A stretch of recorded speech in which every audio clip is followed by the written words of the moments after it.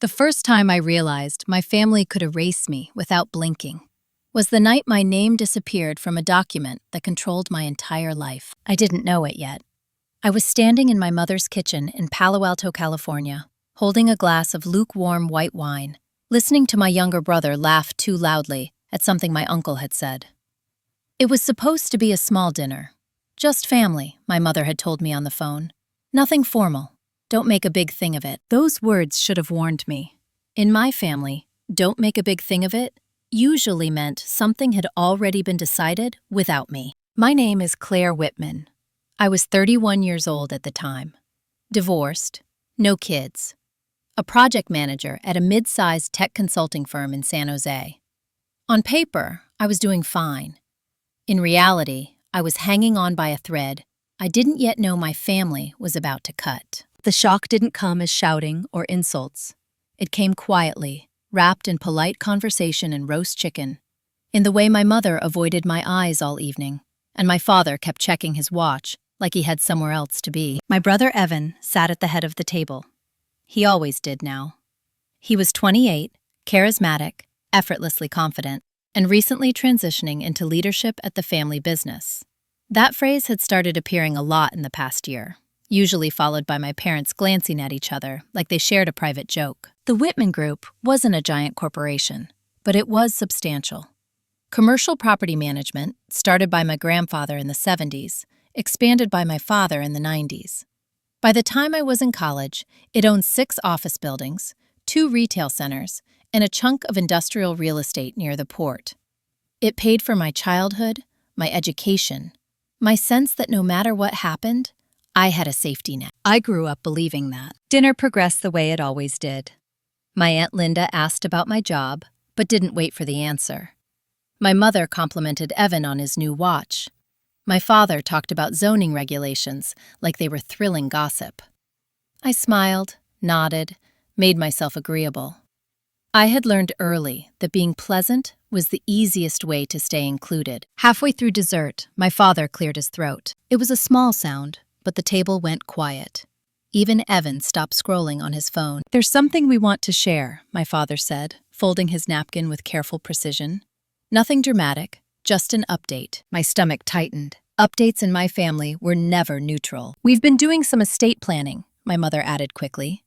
Her voice was light, almost cheerful. "You know, at our age, it's just practical." I nodded. Of course. Evan leaned back in his chair, arms crossed, a faint smile playing at the corner of his mouth. He looked relaxed, prepared. "We met with a new attorney," my father continued. "Someone who specializes in family businesses, succession planning, long-term stability." He said the words the way people say things they've rehearsed. "And we've made some decisions," my mother said. That was when I noticed it. The way no one was looking at me. Not my parents, not Evan, not my aunt. Their gazes hovered somewhere above my shoulder, as if I were furniture. "What kind of decisions?" I asked. My voice sounded steady. I was proud of that. Inside, something was already tipping. "The company," my father said. "We've decided it's best to consolidate control, for clarity, to avoid future conflict." Evan straightened slightly. "We're transferring majority ownership to Evan," my mother said. "Effective immediately." The words landed, heavy and final. I waited for the rest. For the explanation that included me. For the part where my name came back into the room. "And?" I said. My father finally met my eyes. There was something uncomfortable there. Not guilt, not exactly. More like inconvenience. "And the remainder of the assets will be structured through a revised will," he said, "which we'll finalize next month." I felt heat crawl up my neck. "I'm sorry, I don't understand. What does that mean for me?" Evan let out a short laugh. "It means I'm taking over operations, Claire. Which makes sense. I'm already inside the business." I looked at him. "I've been on the board for 3 years." He shrugged. "Advisory, not operational." "That wasn't the question," I said, turning back to my parents. "What does this mean for my share?" My mother reached for her wine glass, took a sip, then set it down carefully. "Claire," she said, in the tone she used when she wanted to sound reasonable, "you've always been more independent. You built your own career. Evan needs this more." There it was. "Needs this," more. So I'm being cut out, I said. No one is cutting you out, my father said quickly. Don't be dramatic. I smiled then, a small, controlled smile. Okay, then explain it to me. Another pause, another glance between my parents. The revised structure doesn't include you as a beneficiary of the business, my mother said. But you'll still receive personal items, family heirlooms. I stared at her. You're talking about jewelry. It's sentimental, she said defensively. I felt something go very still inside me. So let me get this straight, I said. The company Grandpa built, that you always said would be split equally, is now entirely Evan's. Not entirely, Evan said. There are tax efficiencies. And I get what? I interrupted. A bracelet? My father's jaw tightened. We don't like your tone, I nodded. Of course you don't. No one raised their voice. No one accused me of anything. That was the part that hurt the most. This wasn't a fight. It was an administrative decision. I was being removed like an outdated line item. You'll be fine, my mother said softly. You always land on your feet. That was when I understood. In their minds, this wasn't cruelty. It was logic. Evan was the future. I was excess. I didn't argue. I didn't cry. I finished my wine, thanked my aunt for dinner, and left before anyone could stop me. In the car, sitting in the dark, my hands shaking on the steering wheel, I felt the first real crack. I had just lost my place. And I knew, with a clarity that scared me, that if I did nothing, this wouldn't be the last thing they took. I didn't sleep that night. I lay on my bed, staring at the ceiling fan in my apartment in Mountain View, watching the blades cut slow circles through the dark, replaying every sentence from dinner like security footage I couldn't turn off. The words themselves weren't dramatic. No shouting, no insults, just decisions. Clean, legal, final. By morning, the shock had settled into something colder. I made coffee, drank it standing at the counter, then sat down at my desk and opened my laptop. Not to work. Not yet. I typed one sentence into a blank document. What exactly did they change? It sounds simple, but that question mattered. I'd spent my whole life reacting emotionally to my family, instead of understanding them structurally. This time, I needed facts. At 10 a.m., I called my father. He didn't answer. I waited an hour and called again, straight to voicemail. I didn't leave a message. Instead, I called the one person who had never been sentimental about the Whitman Group. My grandmother's former estate executor, Harold Klein. He was retired now, well into his 70s, but he'd handled my grandfather's will before my father ever touched the business. Claire Whitman, he said when he picked up, voice gravelly but alert. Well, that's a surprise. Mr. Klein, I said, I hope I'm not bothering you. You are, he said, but that doesn't mean I won't talk. I smiled despite myself. I need to ask you something hypothetical. That's how all the interesting conversations start. If a family business changes ownership while one beneficiary is excluded, how fast can that happen? There was a pause. Papers rustled on his end. Depends, he said. If the operating agreement allows unilateral transfer, or if the excluded party signed something years ago without realizing it. My stomach tightened. What kind of something? Waivers, amendments, board resolutions. People sign a lot of things when they trust their parents. I thanked him and hung up, my pulse loud in my ears. Trust.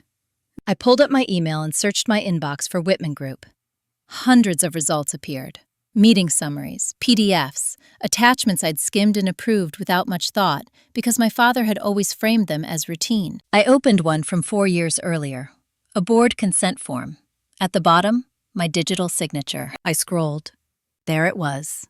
Buried in legal language dense enough to discourage curiosity. Non-operational board members waive future claims to controlling interest in exchange for advisory compensation. My mouth went dry. They'd done this slowly, quietly, over years.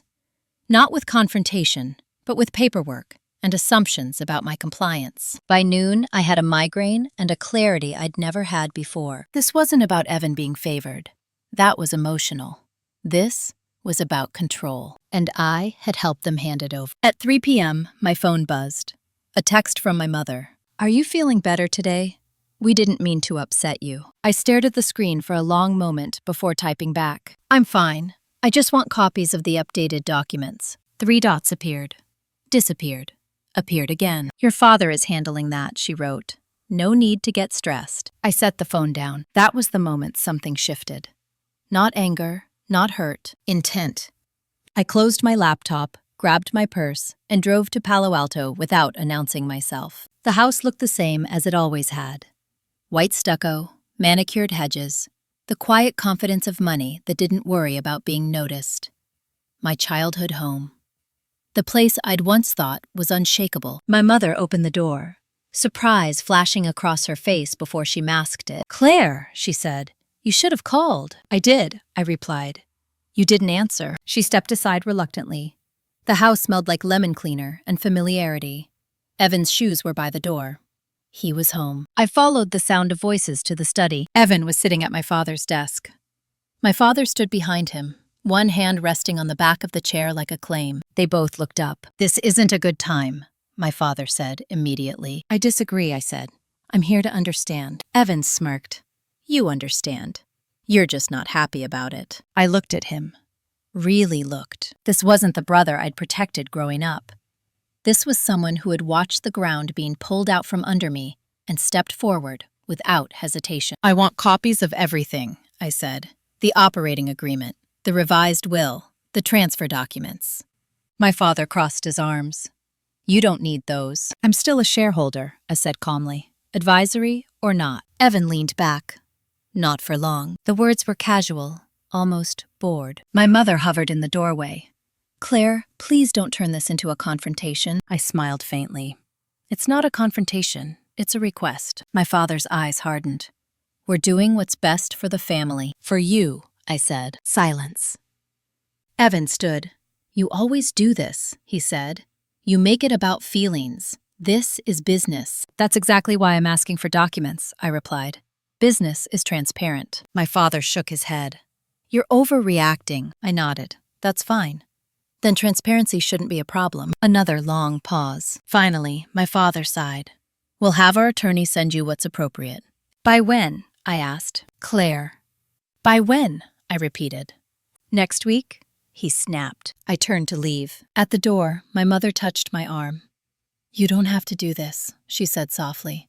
"You're still our daughter." I looked at her hand on my sleeve. Gently, I moved it away. "I've always been your daughter," I said. That didn't stop you. I drove. That night, I opened a new email and typed a single sentence to a law firm I'd researched for an hour. "I believe my family has restructured assets to exclude me. I need an independent review." I hit send. I didn't know yet how deep this went, but I knew one thing for certain. They had mistaken my silence for surrender. The attorney replied the next morning, not with sympathy, not with outrage, with precision. "Ms. Whitman, we can review the documents once we have them. In the meantime, do not sign anything new.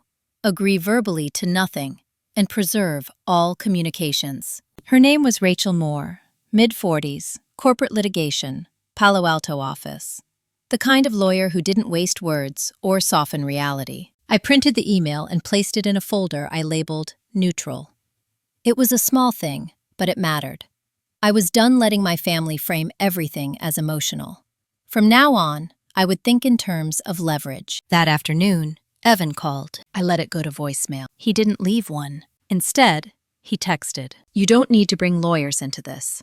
It's not a good look." I read it twice, then placed my phone face down on the table. A good look? For whom? 2 days passed. No documents, no follow-up.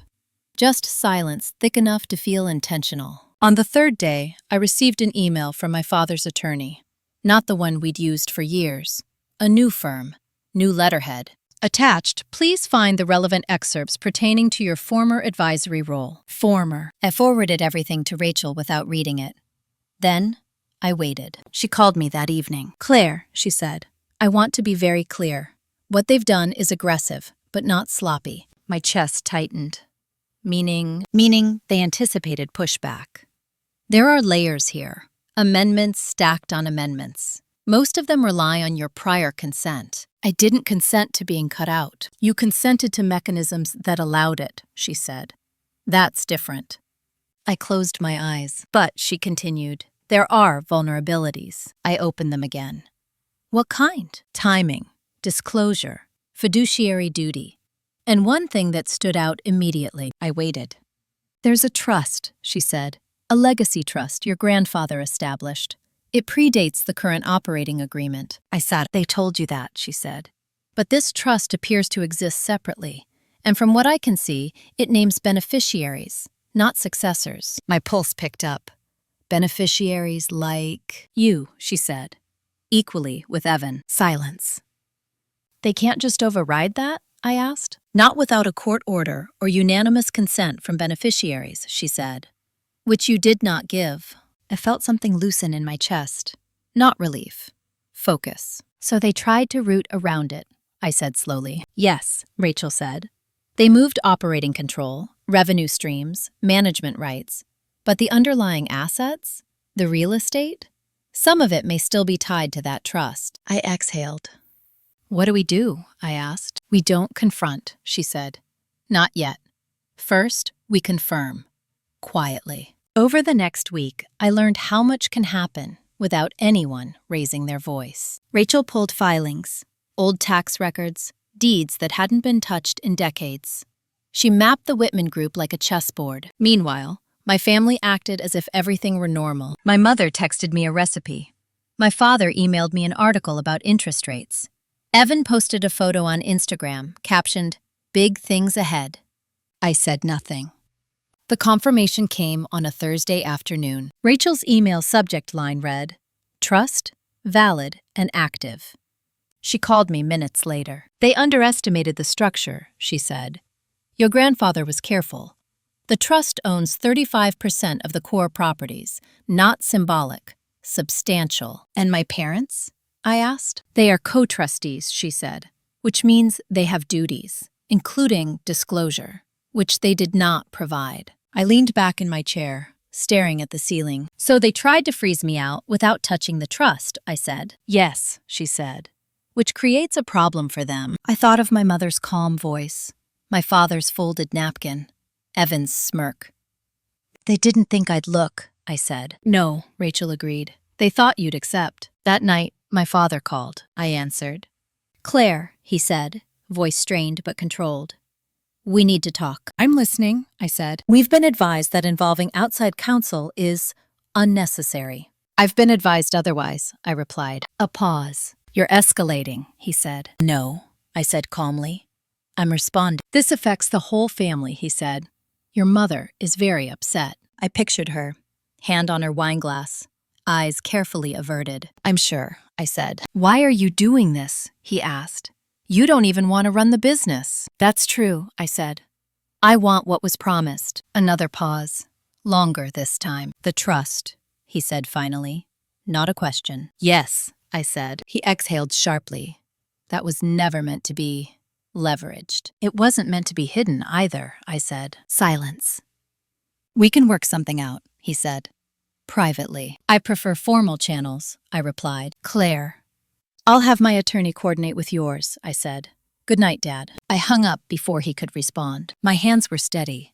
That surprised me. 2 days later, Evan showed up at my apartment, unannounced. I opened the door and saw him standing there, hands in his pockets, expression tight. Can we talk? He asked. I stepped aside. 5 minutes. He looked around my living room like he was seeing it for the first time. The modest furniture, the clean, quiet life I'd built without him. You really went nuclear, he said. I went accurate, I replied. He scoffed. You're gonna blow this up over paperwork? No, I said. You blew it up when you decided I didn't matter. He frowned. This isn't personal. It is to me, I said. He paced. You don't get it. Dad's under pressure. The board wants clarity. Investors want a single face. And that face is yours, I said. He didn't deny it. You'll get something, he said. Eventually. I looked at him. You already took something. You just didn't think I'd notice. His jaw tightened. You always make yourself the victim, he said. I smiled slightly. And you always assume silence means consent. He left without saying goodbye. That night, Rachel emailed me a draft. A formal request for trust accounting. A notice of fiduciary review. Polite. Surgical. "This will force them to respond," she wrote. "It won't be loud, but it will be uncomfortable." I read it twice, then replied with one word: "Proceed." As I closed my laptop, I felt something unfamiliar settle in. For the first time, I wasn't waiting to be included. I was making myself unavoidable. And somewhere in my parents' quiet house, a structure they thought was locked had just begun to shift. The letter went out on a Monday. Certified, tracked, addressed to my parents in their capacity as co-trustees, not as my mother and father. That distinction mattered. Rachel had been very clear about that. Once you remove the family language, she told me, they can't hide behind it. By Wednesday, the tone in my family had changed. My mother didn't text. My father didn't call. Evan didn't post. Instead, I received an email from a man I'd never heard of. Subject line: Whitman Legacy Trust. Inquiry. Ms. Whitman, my name is Charles Brenner. I have recently been retained to advise the trustees regarding a review request you initiated. Recently retained. I forwarded it to Rachel without comment. She called me an hour later. "They're lawyering up properly now," she said, which means they're nervous. I should have felt vindicated. I didn't. What I felt was a slow, steady resolve. This was no longer about whether they were wrong. It was about whether I would let them define my position in my own life. That afternoon, my mother finally called. I let it ring twice before answering. "Claire," she said, breathless, like she'd been holding it in. "Why are you doing this through lawyers?" "I asked for documents," I said. "You didn't provide them." "We were going to," she said quickly. "You didn't give us time." "I gave you years," I replied. A pause. I could hear the house behind her. The same kitchen where we'd eaten dinner. "This feels very hostile," she said. "We're family." "No," I said. "We're parties to a trust." Her voice hardened. "That's a terrible way to think." "It's the accurate way," I said. She sighed dramatically. "You know Evan has taken on enormous responsibility. The stress alone." "I'm sure," I said. "That doesn't erase my rights." "You're not being reasonable," she said. I smiled faintly. "I am being exact." She didn't like that. "Your father is furious," she said. "That's unfortunate," I replied. Another silence. Then, quietly, "Do you really want this to become public?" There it was, the first threat. Soft, but unmistakable. "I want transparency," I said. "Public or private is up to you." She hung up without saying goodbye. That evening, Rachel sent me an update. "They've acknowledged the trust exists," she wrote. "They're arguing interpretation." I leaned back in my chair, staring at the city lights outside my window. "Interpretation," I muttered. 2 days later, the first crack appeared. My Aunt Susan called me, my father's older sister. We weren't close, but she'd always been observant. "I heard there's some disagreement," she said carefully. "That's one way to put it," I replied. She hesitated. "Your grandfather was very clear about that trust, you know." "I'm learning that," I said. "He set it up because he didn't want any one person to control everything," she said.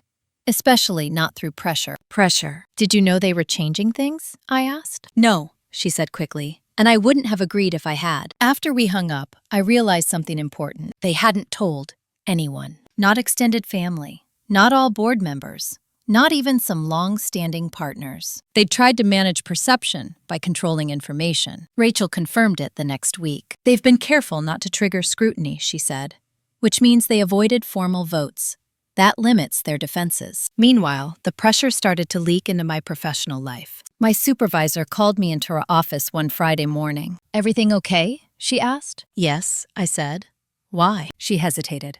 "Someone called asking about your stability." Framed it as concern. I felt a cold clarity. "Did they identify themselves?" I asked. "No," she said, "but it felt personal." I nodded. "Thank you for telling me." I walked back to my desk, pulse steady. That was when it clicked. They weren't just rearranging assets.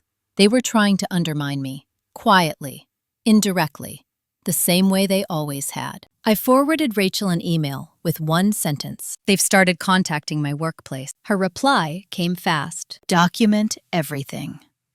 This changes strategy. The following week, Rachel requested a formal mediation date, not to negotiate, to compel disclosure. The response from the Trustees' Council was delayed, then cautious, then defensive. Finally, a date was set. 3 weeks out, My mother sent me a handwritten note. Claire, I don't recognize you anymore.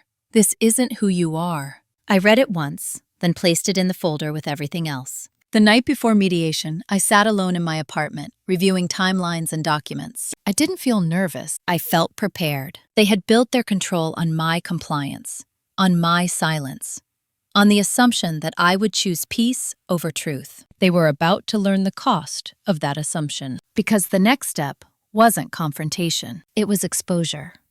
And once the structure was visible, it couldn't be unseen. Mediation took place in a glass-walled conference room overlooking downtown San Jose. Neutral territory. That was the phrase everyone kept using.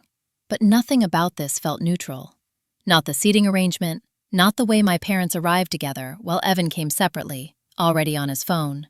Not the careful politeness layered over years of unspoken hierarchy. Rachel sat beside me, calm, unreadable, a yellow legal pad in front of her. No laptop, no theatrics. Across the table sat my parents, flanked by Charles Brenner and another attorney whose name I didn't catch.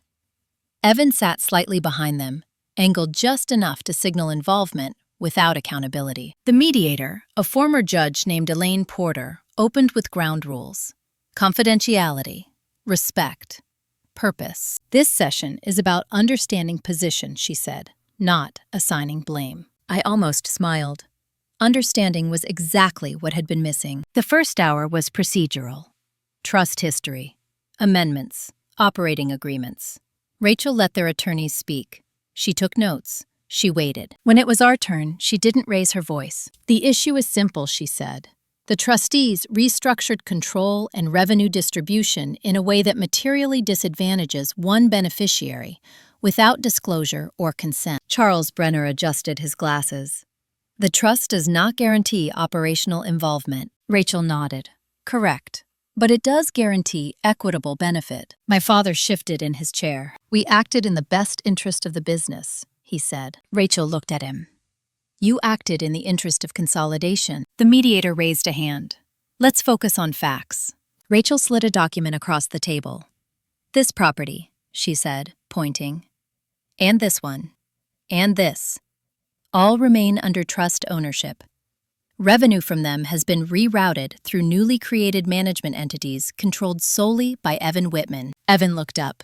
That's standard. Not without notice, Rachel said. Not without accounting. My mother leaned forward. We didn't hide anything. Rachel turned to her. Then why was my client not informed? Silence. The mediator glanced between us. Mrs. Whitman? My mother's lips pressed together. We didn't think it was necessary. That was the moment. Not dramatic, not explosive. Just a sentence that confirmed everything. You didn't think I needed to know, I said quietly. My father sighed. Claire, this isn't about you. I met his eyes. It's about my name being removed, without my consent. Evan finally spoke. You're making this adversarial. No, I said. You did. The mediator cleared her throat. Let's take a short break. During the break, Rachel leaned toward me. They're exposed, she said. They know it. When we returned, the tone had shifted. Charles Brenner proposed a settlement framework, a buyout, a lump sum, clean separation. My mother nodded eagerly. This could be very generous, she said. You could walk away without stress. I felt something cold and clear settle in. You want me gone, I said. We want resolution, my father said. At any cost, I replied. Rachel placed a hand on the table. My client is not interested in being paid to disappear. Evan scoffed. Then what do you want? I looked at him. Transparency, accounting, and my proportional benefit restored. The room went still. That would complicate operations, my father said. Then perhaps they shouldn't have been simplified without consent, Rachel replied. The mediator leaned forward. There is another option, she said. Court. My mother's face tightened. No one wants that, she said quickly. Rachel nodded. Neither do we, but we're prepared. That was the truth. And they knew it. By the end of the session, nothing was signed. But something had shifted. For the first time, they were reacting to me instead of managing me. As we stood to leave, my mother touched my arm. This isn't what your grandfather wanted, she said softly. I looked at her. He wanted fairness. She didn't respond. Outside, in the parking garage, Evan caught up to me. "You're burning bridges," he said. "I'm naming them," I replied. He shook his head. "You'll regret this." I met his gaze. I already regretted staying quiet. That night, Rachel emailed me a summary. "They will either comply or escalate," she wrote. "Either way, we're positioned." I closed my laptop and sat in the dark. For the first time, the outcome didn't scare me, because regardless of how this ended, one thing was already true. They no longer controlled the story, and that changed everything. Escalation came disguised as reconciliation. 3 days after mediation, my father emailed me directly. Not copied to attorneys, not formal, just him. "Let's have lunch. Just us. No lawyers. We need to talk as a family." I stared at the message for a long time. This was a familiar move. Strip away structure, reintroduce emotion, reframe control as concern. I forwarded the email to Rachel. Her reply was immediate. "Only if I'm present, or you decline." I typed my response carefully. "I'm open to conversation. My attorney will coordinate." No reply. That silence lasted exactly 48 hours. Then the pressure found a new route. I arrived at work on Monday morning to find my access badge temporarily deactivated. "A system error," HR said. "It would be fixed shortly." An hour later, my supervisor called me into her office again. "I want to be transparent," she said. "We received another call." My chest tightened. "From whom?" She hesitated. "Someone claiming to be concerned about your mental state." I exhaled slowly. "What exactly did they say?" I asked. "That you're under a lot of family stress, that it might affect your judgment." I nodded. "Did they provide evidence?" "No," she said, and I told them it was inappropriate. I thanked her and left the office feeling colder than before. That wasn't concern. That was sabotage. Rachel agreed. "This is significant," she said when I told her. "They're crossing from internal maneuvering into interference." "What does that change?" I asked. "It strengthens your position," she said, "and weakens theirs." That afternoon, she drafted a formal notice. A cease and desist regarding third-party contact. Polite, precise, unmistakable. It went out the same day. The next call came from my mother. She sounded tired. Old. "Why are you doing this to us?" she asked. "I'm not," I said. "I'm responding." "You're tearing the family apart," she said. "No," I replied. "I'm refusing to be erased." A pause. "Evan is under so much pressure," she said. "This business is his future." "And I'm supposed to sacrifice mine for it?" I asked. She didn't answer. "Mom," I said quietly, "did you ever plan to tell me?" Her breath caught, just slightly. "That's not fair," she said. "It's a yes or no question," I replied. Silence. "I thought you'd understand," she said finally. That was the truth. And it landed harder than any accusation. I ended the call without raising my voice. That night, Rachel sent me updated projections. "If this goes to court," she wrote, "they risk personal liability as trustees." I stared at the numbers. Not because of the money, because of what it represented. Accountability. 2 weeks later, my Aunt Susan visited me. Unannounced, but welcome. "I won't stay long," she said, sitting at my kitchen table. "I just wanted to see you." She looked around my apartment, the same quiet, unremarkable space Evan had dismissed. "You know," she said slowly, "your grandfather used to worry about this exact thing." I looked at her. "What thing?" "Power concentrating," she said. "He saw families tear themselves apart over control." She reached into her purse and pulled out an envelope. "This is a copy of a letter he wrote to the trustees," she said, "years ago." My hands shook as I opened it. His handwriting was careful, deliberate. "To whoever serves as trustee after me, remember that fairness is not optional. If one child is favored, the system will rot from the inside." I swallowed. "They never showed me this," I said. "No," she agreed. "They wouldn't." She reached across the table and squeezed my hand. "I'm proud of you," she said. "For what it's worth." After she left, I sat alone for a long time. The next move came from Evan. Not through lawyers, through social media. A carefully worded post about family transitions, about difficult decisions, about misunderstandings being handled privately. The comments were sympathetic, supportive. I said nothing. Rachel advised patience. "Let them talk," she said. "You don't need to." The formal accounting deadline passed the following Friday. They missed it. Rachel filed notice the same day. The shift was immediate. Their attorneys requested an extension. Then another meeting. This time, they brought different faces. More urgency, less confidence. The power dynamic had changed. They knew it. And so did I. For the first time since this began, I allowed myself to think beyond survival. What would it look like to stop reacting? What would it mean to choose not just fairness, but distance? That question stayed with me as I fell asleep that night, because I was starting to understand something I'd never let myself admit before. This wasn't just about assets. It was about whether I would continue to live inside a system designed to minimize me, and I was no longer sure I wanted to stay at all. The first offer arrived on a Tuesday morning, not by email, not by phone, by courier. A thick envelope with my name typed neatly on the front, delivered to my office reception desk, like something official, undeniable. My hands were steady when I opened it. That surprised me. Inside was a settlement proposal, pages of numbers, legal language, a tone that tried very hard to sound reasonable, a buyout of my beneficial interest, a non-disclosure clause, a non-disparagement clause, a voluntary resignation from any advisory or future involvement.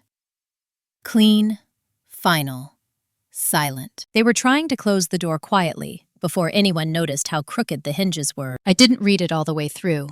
I didn't need to. I forwarded it to Rachel with one line: "They want me gone." She called 10 minutes later. "This is not generous," she said flatly. "It's strategic." "How so?" "They're offering liquidity to avoid scrutiny.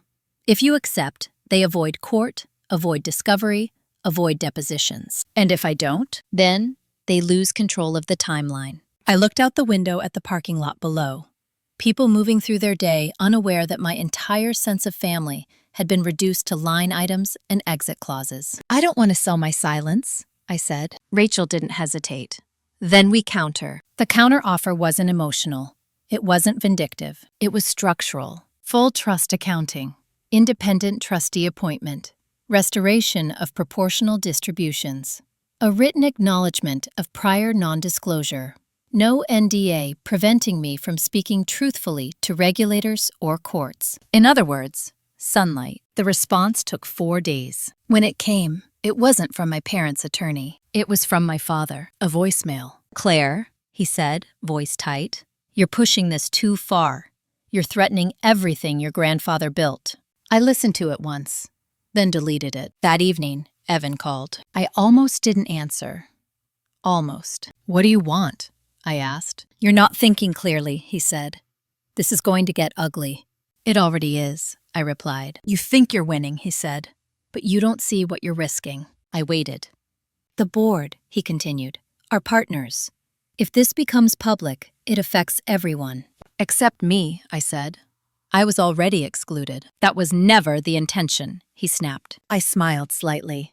Intent doesn't erase outcome. He was silent for a moment. "Dad's health isn't great," he said quietly. There it was. The guilt lever. "I'm sorry to hear that," I said. "That doesn't change the facts. You're choosing principle over family," he said. "No," I said. "I'm choosing reality over pretense." He exhaled sharply. "You've changed." "Yes," I said. "I have." He hung up. The next development didn't come from them at all. It came from the company. An internal memo circulated announcing a strategic restructuring and naming Evan as sole managing director effective immediately. My name was not mentioned, not even as outgoing. Erased again, publicly this time. Rachel saw it within an hour. "They're posturing," she said, "trying to establish de facto authority." "Can they do that?" I asked. "They can try," she said. "But it strengthens our argument that they're acting unilaterally." I should have felt angry.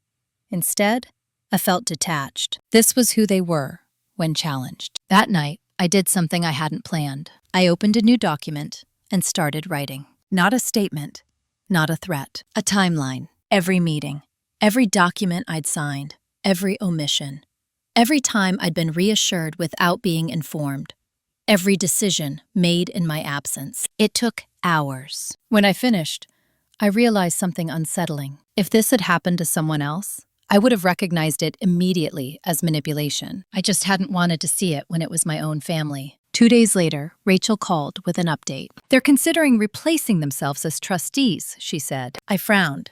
Why would they do that? "To limit personal exposure," she said. "If an independent trustee comes in now, they can argue correction." "That helps them," I said. "It also validates your claim," she replied. "They wouldn't do this if there wasn't a problem." I thought of my grandfather's letter. Fairness is not optional. "What happens if I walk away?" I asked suddenly. Rachel paused. "Walk away how?" "Not sell," I said. "Not settle. Just disengage. Force oversight, and then step out of the family structure entirely." Another pause. "That's an option," she said.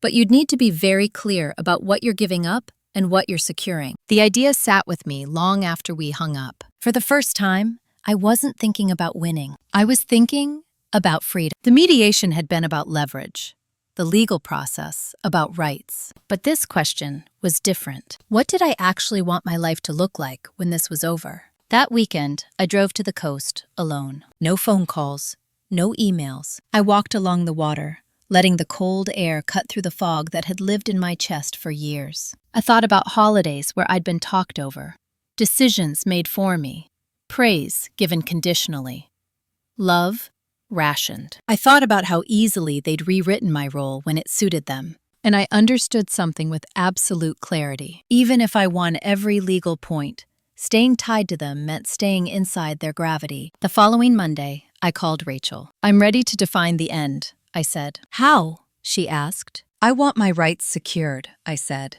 "Documented, protected. And then I want out." She was quiet for a moment. "That will change the negotiation," she said. "I know," I replied. "That's the point." That afternoon, she sent a revised proposal. Not a retreat, a boundary. It outlined compliance steps, oversight, restitution of missed distributions, and a structured exit once conditions were met. No silence clause, no apology demanded, no public spectacle, just consequences. When it went out, something inside me settled. Whatever happened next, I wasn't fighting to be chosen anymore. I was choosing myself. And for the first time, that felt like the most powerful position I'd ever held. The response didn't come right away. That, in itself, was telling. For nearly a week, there was nothing. No calls from my parents, no legal objections, no carefully worded emails pretending calm. The silence felt strategic, like a group of people recalculating after realizing the board had shifted beneath them. Rachel confirmed it on Friday. "They're scrambling," she said. "Your proposal forces them to choose between oversight or exposure." "Which will they choose?" I asked. "Both," she said. "If they can." She was right. The following Monday, we received notice that my parents intended to step down as co-trustees and appoint a neutral third party. On paper, it looked cooperative. Responsible, even. In reality, it was an admission. "They're trying to cap liability," Rachel said. "But stepping down doesn't erase what they already did." I nodded. "Do we oppose it?" "No," she said. "We let it happen, and we make sure the replacement isn't theirs." That part took longer than they expected. The first proposed trustee was a firm with long-standing ties to the Whitman Group. Rachel rejected it immediately. The second had overlapping representation with Evan's personal counsel, also rejected. By the third rejection, their attorneys were no longer pretending this was routine. Meanwhile, the independent accounting began, and that was where things started to unravel. It wasn't dramatic at first, just discrepancies. Management fees that didn't align with industry norms. Rental income diverted through newly formed LLCs.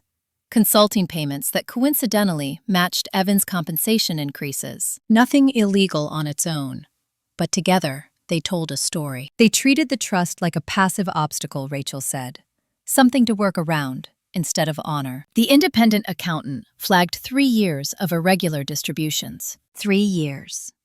I sat at my kitchen table reading the preliminary report, my coffee going cold. That covered the exact period when I'd been reassured everything was temporary and just paperwork. Did they personally benefit? I asked. Rachel didn't answer immediately. Yes, she said finally. Indirectly.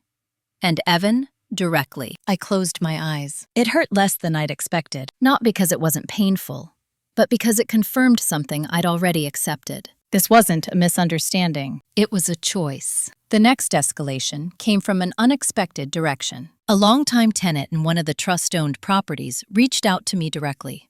I'd met her years ago during a site visit. We'd stayed loosely in touch. "Claire," she wrote, "I don't know if this is appropriate, but things have been strange lately. New management, different instructions, payment requests that don't match our lease." I forwarded the message to Rachel. "This matters," she said. "Third-party confusion strengthens your position." At the same time, cracks were forming inside the family. My Aunt Susan called again. "Your mother hasn't been sleeping," she said quietly. She didn't expect this. I felt no satisfaction hearing that, just distance. "She made her choices," I said. "Yes," Susan replied. "And now she's realizing she can't undo them with tone." 2 days later, my father emailed Rachel directly, not me. The message was short. "We are willing to discuss restitution." Rachel forwarded it with one line: "They're conceding ground." Restitution meant acknowledgement, not emotionally, but legally. Missed distributions, adjusted valuations, corrections that would exist on record. But there was a catch. "They want you to sign a mutual release afterward," Rachel said. "I expected that," I replied. "What does it include?" She hesitated. "A clause limiting future claims related to family conduct." I let out a slow breath. "They want protection from consequences," I said. "Yes," she said. "Beyond the trust." I thought about my workplace, the calls, the subtle attempts to undermine me. "No," I said. "That clause comes out." Rachel nodded. "That may delay resolution." "I'm not in a hurry," I replied. The delay stretched into weeks. During that time, Evan tried once more. He sent a text. "I don't recognize you anymore." I stared at it, then deleted it without responding. I didn't need him to recognize me. I finally did. The independent trustee was appointed in early November, a retired judge with no prior ties to the family.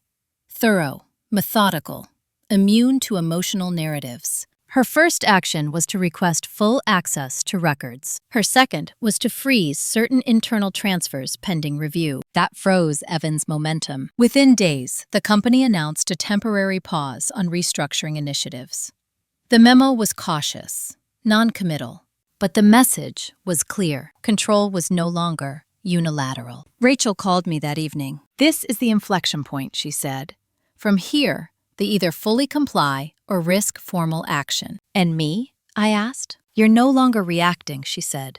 "You're setting terms." That night, I sat alone in my apartment, the city quiet around me. I thought about how much energy I'd spent trying to stay included in a family that only valued me when I was compliant. I thought about how easily they'd replaced me in public once I stopped playing my part. And I realized something quietly profound. They hadn't just underestimated my legal position. They'd underestimated my willingness to leave. The following morning, I sent Rachel a short email. "When this concludes, I want my exit documented and final." She replied with a single sentence. "Then we make the ending unmistakable." As I closed my laptop, I felt no fear, only clarity. Because whatever happened next, it would not be decided in that kitchen or that boardroom, or inside anyone else's expectations. This time, I would be the one walking away, and I would do it on my own terms. The first formal acknowledgement arrived without apology. It came as a revised accounting statement,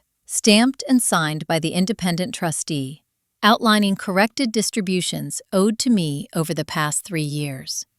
The numbers were precise, conservative even, but they were real. Seeing my name listed not as an afterthought, but as a beneficiary felt strange. Not gratifying, just accurate. Rachel called an hour later. "They've accepted the findings," she said. Quietly. "What does that mean?" I asked. "It means they know they can't win a denial," she replied. "Only control the damage." Damage control had become their default setting. Within days, funds were transferred into an escrow account, pending final agreement. Not a settlement, not yet. Just restitution for what had already been taken. I didn't touch the money, not because I felt guilty, because I wanted every step documented, complete, uncontestable. The next message came from my mother, an email this time, carefully worded. No accusations, no warmth either. "I hope we can put this behind us soon. This has been very hard on the family." I read it once and closed it. Hard on the family, not hard on me. Not hard on the daughter they had quietly displaced, just hard on the system that had been disrupted. Rachel advised, no response. Silence is appropriate, she said. Let the process speak. The independent trustee scheduled individual interviews, not joint, not mediated by family roles, separate. I went first. The meeting was held in a modest office downtown. No polished conference room, no view. Just a table, a recorder, and a woman who had spent decades listening to people explain themselves under oath. She asked about my involvement, my understanding of the trust, when I became aware of changes. I answered calmly, factually, without embellishment. When she asked how I felt about my parents' actions, I paused. I felt excluded, I said. But more than that, I felt managed. She nodded, as if that distinction mattered. It often does, she said. When my parents were interviewed, I wasn't there. But I didn't need to be. The tone of subsequent correspondence changed. Sharper, more cautious, less familial. Evan's role became the focal point. Compensation packages, consulting fees, management contracts routed through entities he controlled. All technically defensible, all ethically questionable, given the trust structure. Rachel explained it simply. They treated the trust as if it were dormant, she said. But it wasn't. It had you in it. That inclusion was the problem they couldn't fix retroactively. The next proposal came late on a Thursday evening. A comprehensive resolution, full restitution, adjusted future distributions until my exit, independent oversight during the transition, and a formal buyout at fair market value, determined by an external valuation firm. No silence clause, no restriction on disclosure beyond standard confidentiality. They had given up on controlling the narrative. This is clean, Rachel said. It protects you. What about them? I asked. It limits their exposure, she said. But it doesn't erase the record. I sat with the document for a long time. This was the moment I'd been moving toward, without naming, not victory. Closure. The following day, Evan called again. I almost didn't answer. Almost. What? I said. I hear you're taking the buyout, he said. I'm considering a resolution, I replied. You think that makes this go away? He said. It doesn't. I smiled faintly. It makes it end, he scoffed. You always wanted out. This just gives you an excuse. I didn't argue. I wanted honesty, I said. You made that impossible. There was a pause. Then, quieter. You really don't care what happens to us. I thought about that. I care, I said. I just don't sacrifice myself anymore. He hung up. That weekend, my father sent a message through Rachel. He wanted to meet. One last time. Rachel asked what I wanted. I thought about it carefully. Put it in writing, I said. The reply came back measured. He wanted to express regret. Not admit fault. Not contest the agreement. Just speak. I declined. Some conversations are not about resolution. They're about control reasserting itself through emotion. I didn't need that. Instead, I reviewed the final valuation report. Fair, conservative, grounded in reality, not legacy. The number was enough to change my life if I let it. Enough to make staying tempting. But I wasn't staying. Rachel and I scheduled the signing for the following week. No ceremony, no family present, just documents. As the date approached, something unexpected happened. Relief. Not joy. Not triumph. Relief at no longer having to interpret tone, read between lines, or wonder what version of me they needed that day. On the night before the signing, I took a walk through my neighborhood, the same streets I'd walked for years, carrying the invisible weight of obligation. It felt lighter now, not because the past had changed, but because it no longer had a claim on my future. The next day, I would sign papers that closed a chapter my family thought they controlled. They were wrong. The ending was mine. The signing took place on a rainy Wednesday morning. No dramatic weather, no thunder. Just a steady gray drizzle that softened the edges of everything. It felt appropriate. This wasn't a victory parade. It was an ending. Rachel met me in the lobby of her office building. She wore the same calm expression she'd had since the beginning, the one that never betrayed whether she thought something was fair or ugly or overdue. You ready? She asked. Yes, I said, and I meant it. The conference room was small. Neutral art, neutral chairs, neutral everything. No trace of family history, no photographs of buildings with my grandfather's name on them, No reminders of who I had been expected to be. Across the table sat the independent trustee, her assistant, and Charles Brenner. My parents were not there. Evan was not there. That, too, felt appropriate. We went through the documents one by one. Trust accounting acknowledgement. Restitution confirmation. Independent valuation summary. Buyout terms. Exit timeline. Final release. Each page was explained. Each signature deliberate. When it was my turn, I didn't rush. I read every paragraph again, even the ones I already knew by heart.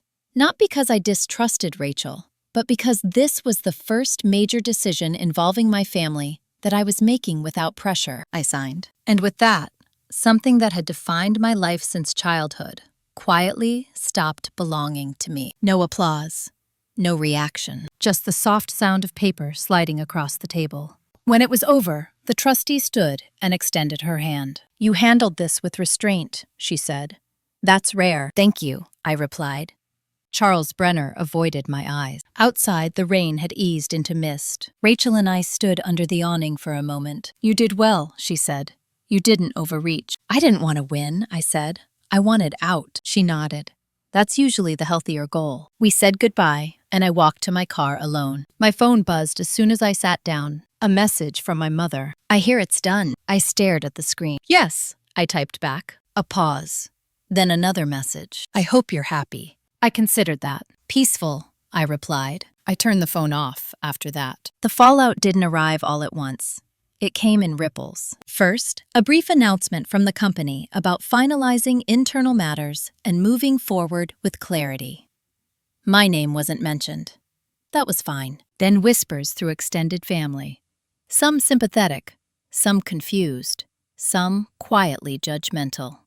A cousin I barely knew sent a message saying she admired my courage. An uncle I hadn't spoken to in years sent nothing at all. I didn't correct anyone. I didn't explain. I didn't owe anyone context. Evan posted a photo a week later. A new office. A caption about leadership and legacy. I scrolled past it without feeling anything. That surprised me most of all. 2 weeks after the signing, the funds were released. I transferred most of it into accounts I'd set up months earlier. Conservative. Boring. Safe. I didn't buy anything big. I didn't celebrate. I booked a week off work and slept. Really slept. The kind of sleep you get when your nervous system finally believes the threat is gone. On the third day of that week, my father emailed. Just 3 sentences. I didn't expect it to end like this. "I hope you find what you're looking for. I'm sorry for the distance." I read it slowly. I believed he meant the distance. I wasn't sure he meant the rest. I didn't respond. Not because I was angry. Because responding would reopen something I had already closed. That same week, I ran into someone I hadn't seen in years. An old colleague from my early career. Someone who'd known me before I'd been absorbed into family expectations. "You seem different," she said over coffee. "How?" I asked. "Lighter," she said. "Like you're not waiting for permission anymore." I smiled. "I'm not." The realization settled slowly, but firmly. For most of my life, I had measured my choices against how they would land with my family. Would this upset them? Would that disappoint them? Would I still be included? Now, those calculations were gone. In their place was something quieter. Agency. The final communication came from the trustee a month later, a confirmation that my exit was complete, that all obligations had been met, that oversight would continue independent of me. I filed it away and closed the folder that had consumed my life for nearly a year. That night, I stood in my kitchen, the same small space Evan had once looked at with barely concealed disdain. It felt like mine, not because it was impressive, because no one else had a claim to it. I thought about my grandfather, the letter he'd written, the system he'd built to prevent exactly what had happened. He'd known something my parents had forgotten. That fairness isn't about intent, it's about structure. And structure, once broken, reveals everything. I didn't feel triumphant. I felt finished. Finished negotiating my worth. Finished absorbing disrespect in exchange for proximity.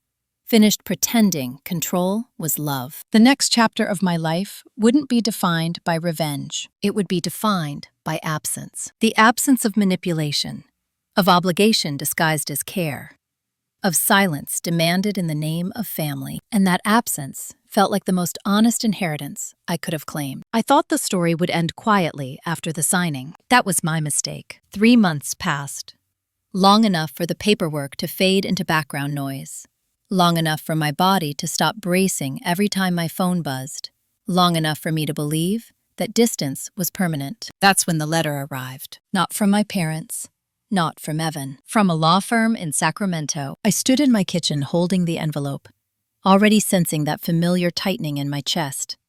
Not panic, recognition.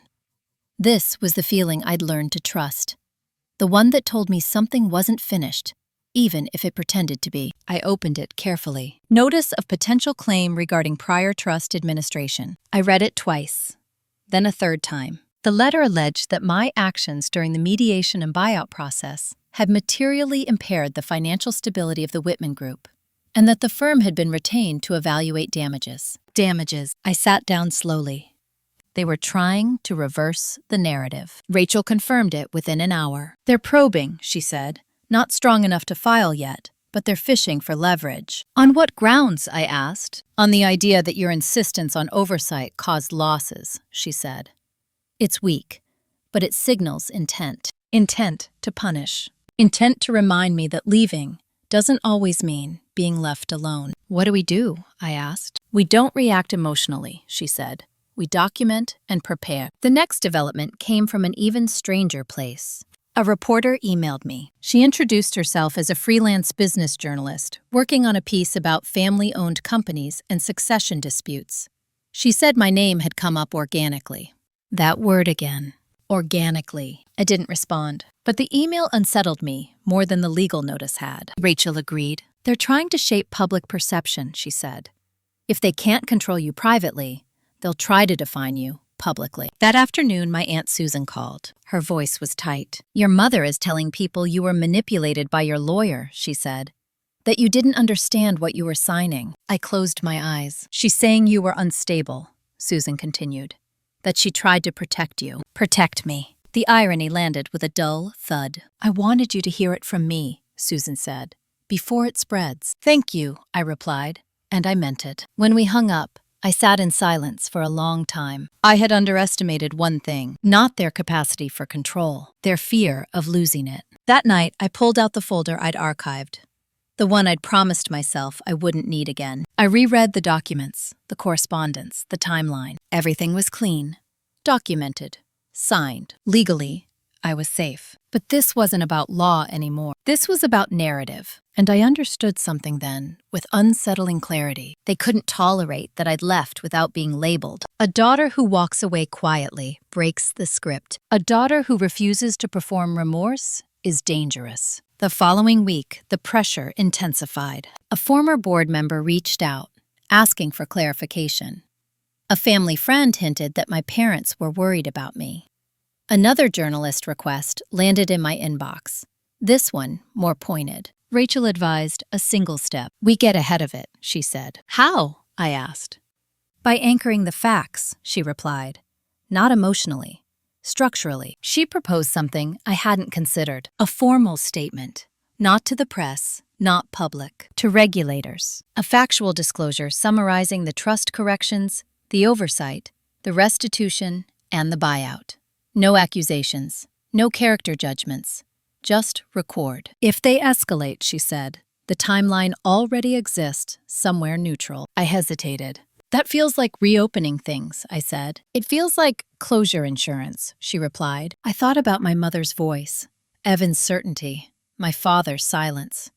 I thought about how easily they'd shifted from regret to revision. Do it, I said. The filing went out quietly. No announcement, no press release. Just truth. Placed where it couldn't be edited. 2 days later, the Sacramento firm went silent. The journalist emails stopped. The calls slowed, but not completely. Then, on a Sunday afternoon, my phone rang. It was my father. I almost didn't answer. Almost. Claire, he said. His voice sounded older than I remembered. We need to talk. I closed my eyes. About what? I asked. This isn't how it was supposed to end, he said. That's true, I replied. It ended honestly, he sighed. Your mother is very upset. I waited. She feels betrayed, he said. I didn't betray anyone, I replied. I stopped participating in something that harmed me. There was a long pause. You've made it impossible to fix this quietly, he said. I understood then.